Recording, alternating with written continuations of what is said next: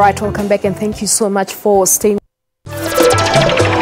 Crisis of gender-based violence on women and girls, of course, that has gripped our country. More than 500 men belonging to men's organizations under the auspices of South African Men Movement United will converge in Johannesburg for a 2-day consultative conference, which starts today at Birchwood Hotel. To tell us more about the conference, we joined in our studios in Johannesburg by Reverend George Ngwenya. He's the chairperson of the South African Men Movement United. And good morning to you and thank you so much for coming through. Good morning and thank you for having me. Let's just talk about the movement. It is a new movement, but comprised of movements that have been in existence for a long time. What Correct. Are you looking into finding here?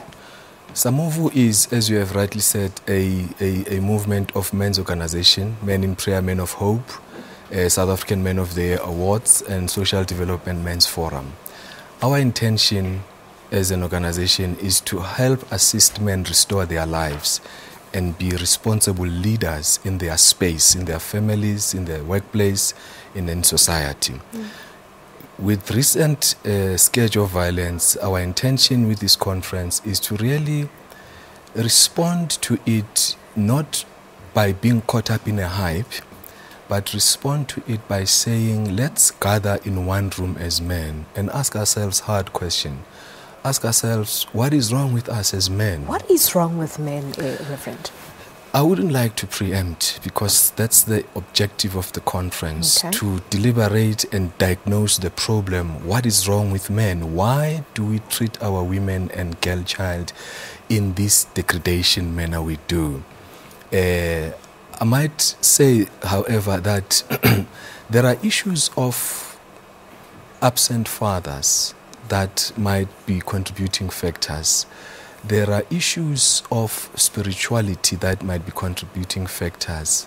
But also there are issues of, so to speak, culture, whereby we've been brought up to say, because we're men, we shouldn't cry and we shouldn't break down. You know, we need to put this artificial front and be strong and people. And yet inside of us, we are so much hurting. And this conference is seeking to create space for men to say, we are men now.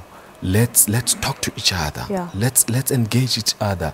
Let's unpack our pain and by so doing seek to come up with a lasting solution. All right, so you're basically bringing all the aspects into the mix, the spiritual aspects, the emotional, cultural, and everything into it, trying to find a permanent solution. Exactly. Do you think there is a permanent solution though to the problem? Look, we always are optimistic. But it is a very difficult challenge that as the nation we are facing, because for starters, it is not easy to come up with the root cause of violence. We might try, but we will not conclusively say this is the root cause of violence. But we are hopeful. The conference is going to deliberate on this through a number of commissions that we have set up. We've got a commission on spirituality. That commission will be basically looking at the spiritual element into what is the cause of violence. Our take is that what you see in the natural is orchestrated and engineered in the spiritual. And it is important, therefore, that we look into the role of the church to say, at the spiritual level, what is the role that the church should be playing as gatekeepers of the nation? And of course, a lot of people are saying that a spiritual intervention is necessary with everything that is happening. And it talks about the role of churches. What is the role of our churches in this day and age? My take is that as the church, we need to redefine ministry. We believe that it is important for the voice of the church to be heard in times like this. I remember 2 weeks ago at Regina Mundi, Minister Shabangu made a call and said, churches, we don't hear your voice. Our children, our mothers are being killed day in, day out, but we don't hear the voice of the church. And I agree with her, because the motion of the church being an institution where every Sunday we go and gather, from there leave the church into our homes, do that Sunday in, Sunday out throughout the month, and leave untouched, the people in our communities who are hurting. They are in the ship-ins, they are in the taverns, they spend time in the car wash. And I think the church should actually close doors on Sunday and go into those places and engage our men, share the values with them and hear their stories. Now, the Deputy President was supposed to deliver a keynote address, but you were telling me off air that he will no longer make it.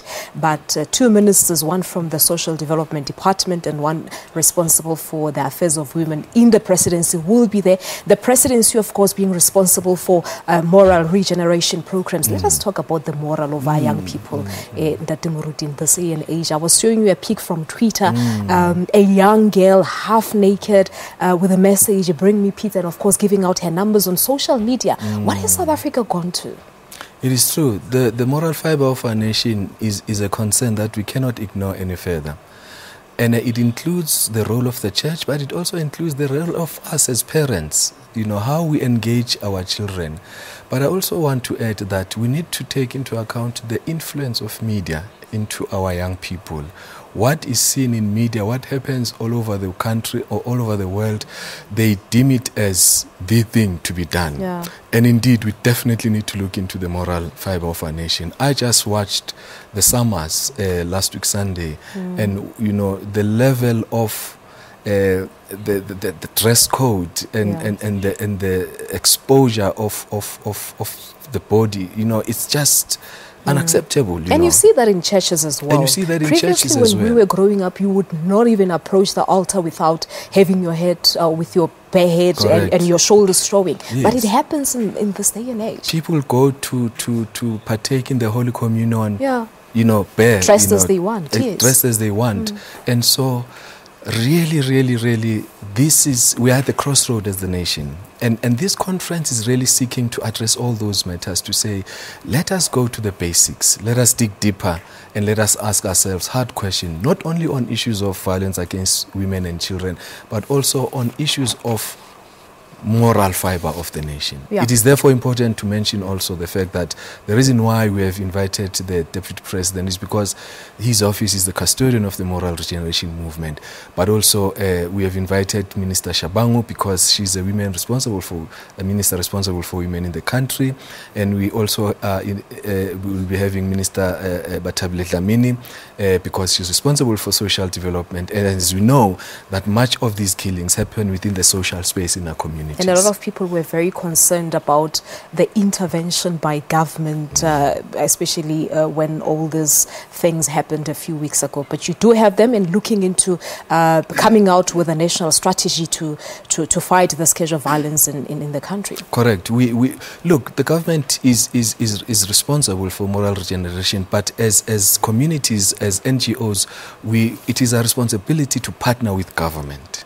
And we do anticipate that out of this conference we will be able to institutionalize this movement, and in all provinces of South Africa we'll have offices that will deal with issues of men, where men can go and share their pain. All right, Ntate Mruti, let's leave it at that for now. Thank you so much for talking to us. I believe we'll still be in conversation with you after the conference to hear on the outcomes. Thank you very much. We invite all men to come and join us from all provinces. Thank you so much. There you have it, Reverend George Ngwenya talking to us about the conference, the two-day conference that starts today, whereby they will be looking at the scourge of violence happening here in South Africa. There is some news that's just come in, Leanne.